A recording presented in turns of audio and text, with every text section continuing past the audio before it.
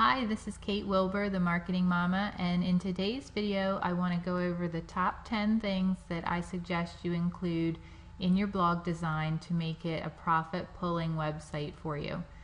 The very first thing that you want to make sure you do is to include an opt-in box on your website so that you can start building your list. That is one of the key things to being successful online, is to be able to grow a list of subscribers that are going to be interested in what you have to offer.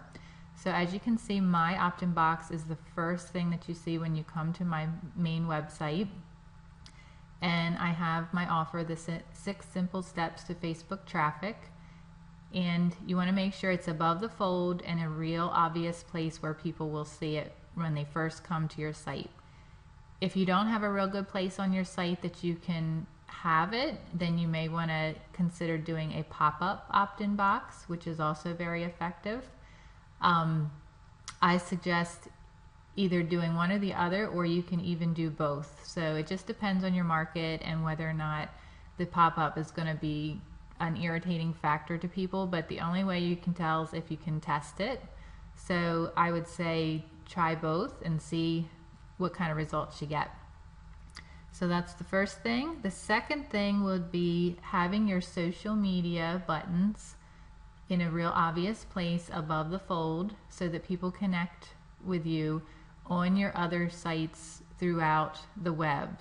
So I have my Facebook button, Google+, Twitter, LinkedIn, YouTube, and my email. And I have it right here, so it's real obvious for people. It entices them to want to connect with me in other places, and it makes it real easy for them to do that. The next thing is going to be making sure you include your share buttons for your social media. So on your content, when you do your blog posts, you want to make sure that you have a way for people to share that content. So if they read your blog post and they like it, they can easily share your content throughout social media, giving it a real good viral effect. So there's lots of plugins that you can use to be able to do that. The one I'm using has a Facebook like button, Google+, a LinkedIn share button, Pinterest button, and a tweet button. So it makes it real easy for people to share my blog posts after they read it. The next thing, number 4, is having a Facebook like box on your sidebar on your blog.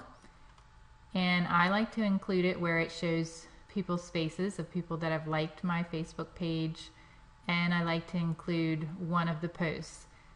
And the reason I think this is real effective is it shows interaction at other places. So it's going to encourage them to want to like your Facebook page when they see other people that have liked it and they see the interaction that's going on the page. The 5th tip would be when someone first comes to your website, you want to make it very obvious to them what it is that you offer. So as you can see, I have my 3 main categories of services that I offer. I have my website design services, social media marketing, and then my info products and coaching that I offer. And the reason I have it right here on the main page and in very obvious places is I want it to be very easy for people to get through my sales funnel.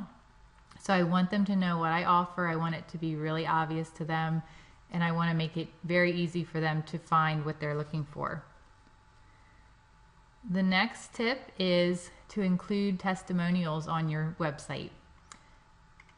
People like to see other people that have used your services and to see whether or not you've had other happy customers. So I have some testimonials in my sidebar, and then I also have a page for some testimonials.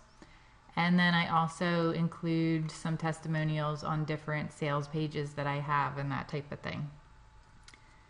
The next thing is to make your website very personal. So if your brand is about you and you are the person who offers the services, then it's great to make sure you include a picture of yourself. There is so much out there on the web right now that if you can't put a person's face with the service or product, a lot of times it doesn't give you a lot of trust. So having your face there and making sure you make it very personable is a great way to kind of build that trust when someone first comes to your website. The next tip, number 8, would be to make sure you use keywords throughout your website. It's going to help with your search engine optimization. So when you're doing your blog posts, you want to make sure you include keywords in your title. You want to make sure you use it throughout your blog posts and also on the different pages throughout your website. So make sure you do some keyword research before you get your website set up so you know what kind of keywords to use within your content. The next tip would be that you want to make sure you're updating your website often. There's nothing worse than going to a website and then noticing the last time somebody updated it with a blog post was about 6 months ago, because then it's very hard to trust whether or not, if you buy someone's services there, that they're really going to be able to follow up with you and follow through. So it's great to try to update your blog at least 3 times a week if you can, and if not, at least once a week, so that people can see that you're active, that you're using your site, that you're available. And the last thing, number 10, is make sure you have a professional look to your website.